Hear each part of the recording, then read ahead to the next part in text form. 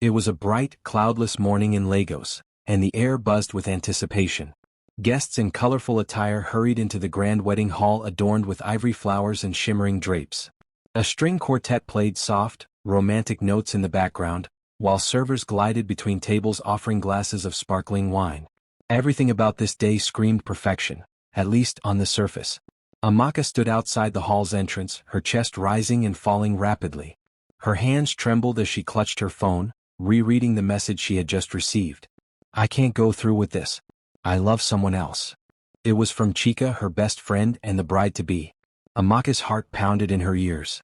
For a moment she wished she hadn't seen it. But there it was, clear as day, a desperate cry for help hidden beneath polite text. Inside, the groom, Kunal, was already waiting at the altar, his confident smile dazzling the guests. Everyone admired him, wealthy, charming, and known for his generosity. But Amaka knew better. Beneath that polished exterior lurked a controlling, possessive man. She'd watched him slowly isolate Chika, making decisions for her, monitoring her every move. Chika's bright, lively spirit had dulled over the months. And now, standing on the brink of a life she no longer wanted, Chika was begging for a way out. Amaka's palms felt clammy, but her resolve hardened. She would not let her best friend be caged in a loveless marriage. She pushed open the heavy glass doors and stepped into the hall. Heads turned. The music faltered. "I'm sorry," Amaka began, her voice quivering at first but growing stronger, "but this wedding, it can't go on." A collective gasp rippled through the crowd.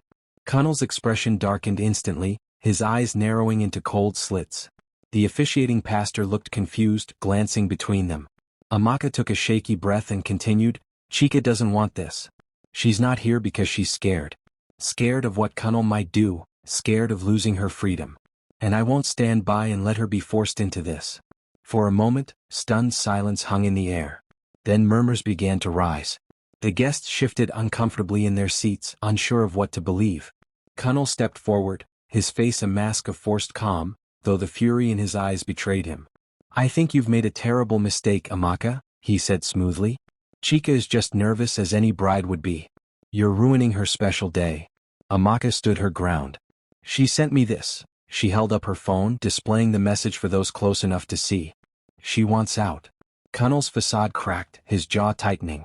Without another word, he turned sharply and stormed out, leaving a trail of whispers in his wake. But Amaka knew it wasn't over. She could feel it in the pit of her stomach. Kunal wasn't the type to accept defeat. And the way he'd looked at her, it sent a chill down her spine. This was just the beginning. The aftermath of the ruined wedding left a storm in its wake. Within hours, gossip blogs splashed headlines across social media: "Bride flees wedding, best friend crashes ceremony." Amaka became an overnight sensation, though not in a way she ever wanted.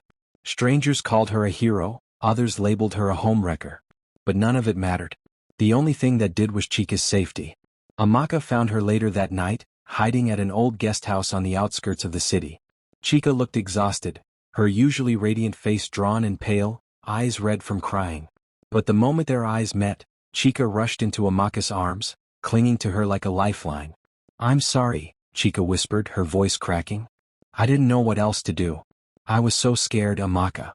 Amaka held her tighter. "You did the right thing. You're free now. We'll figure this out together." But freedom came with a price. Within days, strange things began happening. Amaka would come home to find her apartment door slightly ajar, though she was sure she'd locked it. Her car tires were slashed twice in 1 week. Anonymous calls filled her nights with silence and heavy breathing on the other end. She knew who it was. Kunal. The final straw came when Amaka found a small envelope slipped under her door. Inside was a single note: "You took something from me. Now I'll take something from you." Her blood ran cold.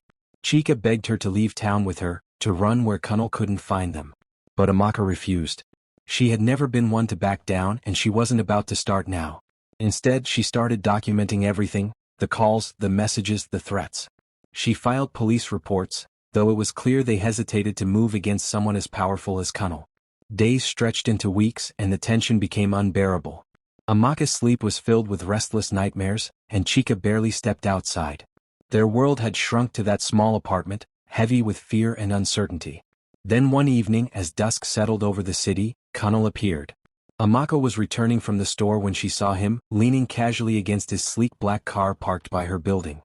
His expression was calm, almost friendly, but his eyes still held that glint of danger. "We need to talk," he said, his voice soft, controlled. "I have nothing to say to you," Amaka replied, her voice steady despite the racing of her heart. But Connell only smiled.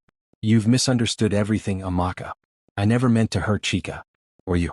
You made me out to be a monster, but I'm not. I just loved her too much." Amaka clenched her fists. "Love doesn't look like control. Or threats. Or fear." Connell sighed, glancing down as if weighing his next words. "I can't change what happened. But maybe I can make things right." And for the first time his voice sounded genuine. For a long, tense moment neither of them spoke. The evening air hung thick between them, the distant hum of traffic blending with the chirp of crickets. Amaka didn't know whether to trust what she saw. Connell, once a man who thrived on control, now looked broken, tired, as though the fight in him had finally run out. "I was wrong," Connell admitted quietly, his gaze fixed on the ground. "I thought love meant keeping someone close, never letting them go. I see now how I suffocated her. And how I hurt you in the process. I'm sorry." Amaka's heart warred between suspicion and empathy. She had imagined 100 endings to this confrontation, but not this. Not regret. "You can't undo the fear you caused," she said, voice still firm though softer now. "But you can stay away from us. Let Chica live her life. That's the only way to fix this." Connell nodded slowly. "I understand." He reached into his pocket and for a brief, terrifying second, Amaka tensed. But he only pulled out a small envelope and handed it to her. "It's everything. The threats, the people I paid to harass you, cancelled. Police reports, retracted. I want to be better, Amaka." She took the envelope warily.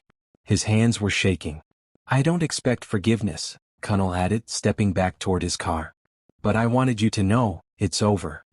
He left without another word, disappearing into the night like a passing storm. In the weeks that followed, the shadows that had haunted Amaka and Chica began to lift. No more calls. No more threats. Slowly they reclaimed their peace. Chica, with Amaka's support, started a small art studio. Something she'd always dreamed of but had abandoned under Connell's controlling gaze. It wasn't long before happiness found them again. One evening as the sun dipped low over the city, Amaka stood on the balcony of the new apartment they now shared. A gentle breeze carried the scent of blooming jasmine, and for the first time in what felt like forever, everything was calm. "Amaka," Chica called from inside, her voice warm and bright. When Amaka turned, she found Chica holding a small box, her eyes sparkling. Inside was a simple, elegant necklace, a tiny heart charm resting against a fine silver chain. "For saving me," Chica said softly, fastening it around Amaka's neck. "For loving me like no one else ever has." Tears stung Amaka's eyes. "You don't have to thank me for that. You're my heart, Chica." The two women embraced, the weight of past months finally slipping away. In that moment, surrounded by soft city lights and the hum of life carrying on, they found something stronger than fear. Love, trust, and the kind of happiness that only comes after surviving the storm together. And this time there were no more shadows lurking. Only light.